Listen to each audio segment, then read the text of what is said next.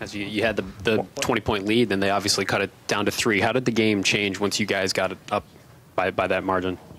What happened when we got up by 20 is what you're asking? Yeah, you were up 20, and then they cut it to 3. How did you feel the game change once you guys got to that lead? I feel like how we got to it is, I mean, we got stops and we were scoring the ball at an efficient rate. And then, you see we weren't hitting shots, and then they were hitting a lot of big shots, hitting threes and getting to the rack and hitting circuit shots. So, I mean, that's how it really happened. Do you come out of this, obviously a win's a win, do you come out of it feeling that way, or is it tempered a little bit by the fact that you had to make plays down the stretch when it looked like it could be a blowout? Shoot, a win's a win in the 10. They're not going to look pretty in the 10. I mean, you seen it yesterday with Michigan State and Illinois. They're not going to look pretty. A win is a win in the 10.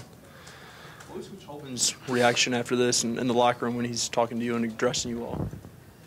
Yeah, just following what Kaleb said, just a win's a win. Obviously, it didn't go the way we wanted it to with giving up that big of a lead. But, I mean, in the Big Ten, it's hard. Wins are hard to come by, so you got to take them. What was your main takeaways? I mean, it seemed like for the first 25 minutes, you guys were playing some of your better ball that you've played recently, and then last 10 or 15 minutes or so, obviously, what happened is last thing you guys would want. How do you sort of balance those in your head and sort of evaluate what happened out there? Yeah, I think the biggest thing is just trying to put a full 40 minutes together. I think the first 25 minutes we were competing, playing hard. Sharing the ball, and we kind of got away from that a little bit, and just putting together a full 40 minutes, that's probably the biggest thing we got to do. I'm just wondering what it feels like at the end of a game where, like you said, Kaleb, shots aren't falling in for you guys, and then, like, Geo Baker pulls up from 45 feet and knocks one down. Like, how do you get past that? How do you not let that sort of totally deflate you? I feel like Coach preaches don't flinch a lot. Like things like that are going to happen. People are going to hit circuit shots. When there's good players on the floor, they're going to hit shots that not many players are going to hit, and then you just got to keep your poise and be able to sit back down on the next end and play defense. You guys have been in close games at home that haven't gone your way, and I know you're not happy that it became close, but once it did get close, how do you feel like you guys responded to that? Once it got within a couple of possessions? I feel like our older guys, including me and Dre, kind of calmed our group down. Like I said, don't flinch and just stay on the next possession, win the next possession. Luther and Dwayne gave you guys some good minutes today. Luther found a shot a little bit, and Dwayne was facilitating the offense a little bit. How important were those guys to your win today? Well, yeah, they were big. I mean, they've put together a good couple days of practice, and it led over to the game. Obviously, we're happy to lose playing better, and Dwayne was facilitating the ball, like you said, and just hope they can continue to do that. Hey, this is for either one of you guys. And like, you guys have been solid at home. You guys 12-2 at home, but a lot of that is because you guys have shot the ball a lot better than you have maybe on the road. I think 48% at home, but then it's 39% when you guys are away from here. I understand like home court advantage is a real thing, but like why is it that much of a drastic difference in between what you guys are able to do here versus what you're able to do other places?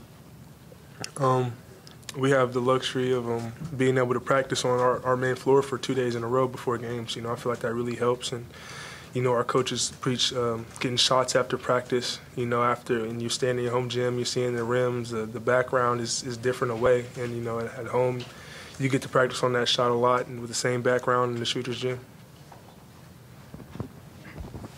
Andre, we talked after the Wisconsin game about just trying to be the leader and take charge of things after a tough loss like that. What did you do these last couple of days in practice to try to take control of this team and make sure that a tough loss on Sunday didn't become a loss today?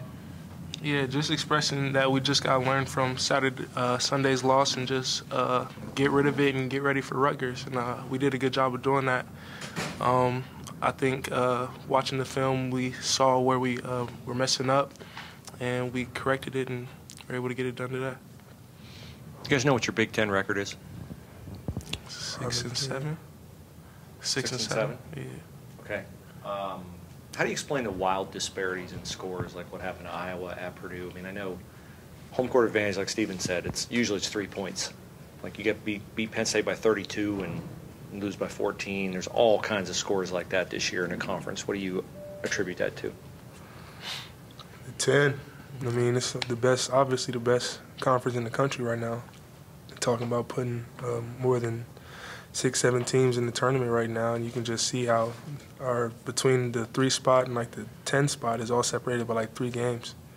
You don't see that a lot around the country. They got the majority of their points off the bench, and some of those guys haven't scored like that this season. Were you guys, I guess, how clued in were you on some of those guys in the scouting report? How much attention do you have to pay to some of the guys that ended up putting up some big numbers on you? Yeah, I think we did a good job on scouting report for the most part.